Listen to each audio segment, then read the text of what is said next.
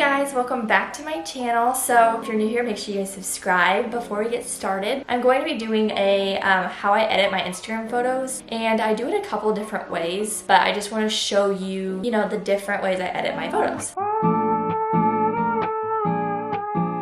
Here's my Instagram for reference so you guys can see what my photos look like. Make sure you guys follow them because you should. I'm gonna scoot over a little bit so you guys can see the screen recording. So the first thing I'm gonna talk about is apps. So the apps that I use are Lightroom, Vsco, sometimes Prequel. So those are the three apps that I really stand by, especially Lightroom. Like Lightroom's my favorite thing ever. I'm just gonna open a photo so you guys can see. So I'm gonna do this photo right here. So here's the before and here's the after of my photo. What I do is I actually have some presets that I use. So we have like this cool one, this blogger, free spirit, travel, vintage, and these are people's like influencers packs. So McCall Mitchell is one of my favorite. I'll put her little thing right here so you guys can see, and maybe you can buy them as well if you like the look of that. I have all these presets that I play with, and I'm gonna show you how I do that. So the one I'm gonna use is Blogger, which is what I actually used for this photo. And what I'm gonna do is go in and adjust things. So I don't like my pictures to be too dark. So I always brighten them up just a bit so that, it looks bright. Bring the tanning a little less because I don't want to look too tan because I'm not naturally that tan, so it looks weird if my picture is very tan. So now I want to show you how I edit a picture in Lightroom without presets. So what I like to do, I like to pick a picture. Let's just do this one right here, and I will go to the light first. So I always bring it up, like I said, until my face starts to look a little washed out. So I bring it about there. So that's 0.75 or 0.78. I'm gonna bring it down just a tiny bit. And then contrast. For this picture, I'm just gonna keep the contrast at 0. Highlights, I'm gonna bring them down just a little bit so that I can keep the brightness up, but it doesn't look so shiny and white on my face. So that's really important. I feel like that makes a huge difference. Shadows, I'm just gonna put them up just a tiny bit. And then blacks, let's see. Sometimes I like blacks. I'm gonna go -7, just a tiny little bit. So you can see the before and the after. I'm gonna bring the highlights down just a tiny bit more. Before, after, perfect. Color. So this picture's pretty warm already, but I'm actually gonna go down a little bit. So to -10, because I want it to be a little bit cooler, a little bit more crisp. And then for the green versus pink, I like to keep my photos a little pink.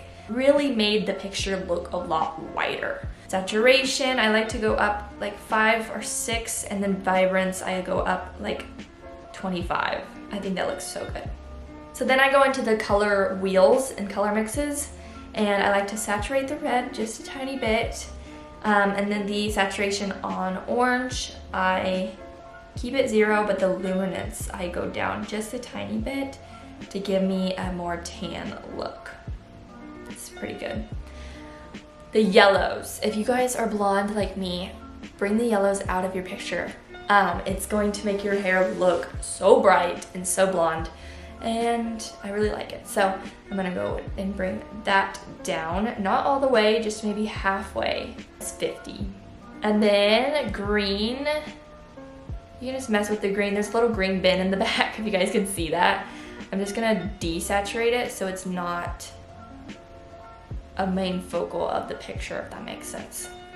Blue, there's a little blue poster in the back. I like to keep my blues, I like to saturate my blues, and then if you go to the next blue over, you can brighten it to make it more of a white blue or a dark blue. I like to keep it pretty light. And then I like to kind of bring it toward the green blue instead of the purple blue. And then I saturate pink just a tiny bit. So look at the difference with that picture, like already. Like it completely brightened it up. It looks amazing, and yeah, I really like it. I don't really like, I like grain sometimes, but it depends on the photo. for this photo, I don't really want grain because it's already a low quality picture. It doesn't look as good. I don't really want to change anything else. Here's before, and here is after adding all of my things I wanted. A really good tip is if you want to copy that and put that on another picture, go to the top, the 3 little dots, copy settings, then the check mark. Then I can go to any other picture on my camera and I can paste that on there. So I just pasted it on this one and it looks really good. So you can play around with it and it can work on other photos. So if you don't want to like redo that each time, just copy them and put them on the next photo. I'm going to show you now how I use Vsco. Sometimes Lightroom is just not working with me. Like, I don't like any of the presets on it. I don't like any of the stuff I'm doing to it. And I want to see what Vsco has to offer. So I go into Vsco, picked this. They have all these free ones. I don't personally have the subscription, so like I don't get all the presets, which is totally fine in my opinion. They give you quite a bit to choose from. My favorites are, I like A4. For a black and white pic, I like B1. For an outside pic and stuff like that, I like C1. And then I also really like Dog 3. Yeah. The one I find myself using the most is definitely C1 and Dog 3. So I'm going to show you how I use C1. C1, I like to bring it down. So I click on it and I bring it down so it's not so much on the picture. So I really just do it depending on the picture, but I always bring it down a little bit. Then I play with it, exposure, bring it up a little, you know, all the things we just did. Saturation, sometimes I bring it up, sometimes I bring it down. Today I think I'm gonna bring it down a little. Highlights, bring them out so it's not so much. White balance, again, I put a little pink on there and a little cool because sometimes the picture can be too warm. Like so. And then I like to skin tone. I like to bring it down just a tiny bit. And yeah, that's all I do for C1. And it's pretty similar to the other. It just kind of skips a little step because it's a little faster. Okay, now I'm gonna show you how I use Dog 3. Dog 3, I like to, for Dog 3, I really bring it down. Like, I bring it probably halfway on, maybe +4.8, because it's just too much with it fully on. I'm gonna obviously add just a couple, do exposure. It's all the same thing. I'm gonna add a little saturation, a little more cool, and then it's already pretty pink, so I'm gonna keep that. And then that's how I use Dog 3. I feel like it's a really pretty pinky preset, and I think it looks really good on a lot of my pictures. So that's the before, and this is the after, and I feel like it really is pretty. However, I kind of prefer my Lightroom picture the best. So the last thing I'm going to show you how I use is prequel. This is like my favorite thing ever, especially for live photos. Guys, keep your live photos on. So I'm gonna find a live photo. Okay, this is a good one. I'm gonna mute it so you guys can hear me.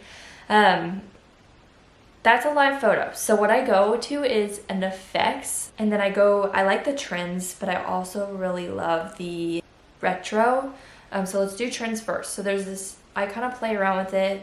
VHS is a really good one because it kind of like gives it an old looking feel. But I really like the retro area. So that's really cool. I play around with it. I really like denim. Denim's a really good one. I feel like it really looks old and like cool. I like denim 1 because it's like a more of a bluey type look.